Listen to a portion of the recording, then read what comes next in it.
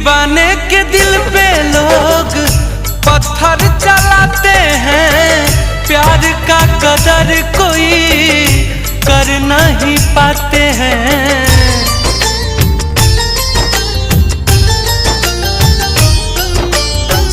दीवाने के दिल पे लोग पत्थर चलाते हैं, प्यार का कदर कोई कर नहीं पाते हैं।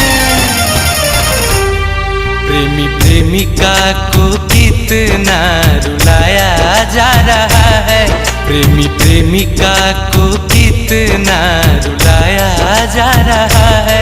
क्यों मोहब्बत का नक्शा मिटाया जा रहा है, क्यों मोहब्बत का नक्शा मिटाया जा रहा है।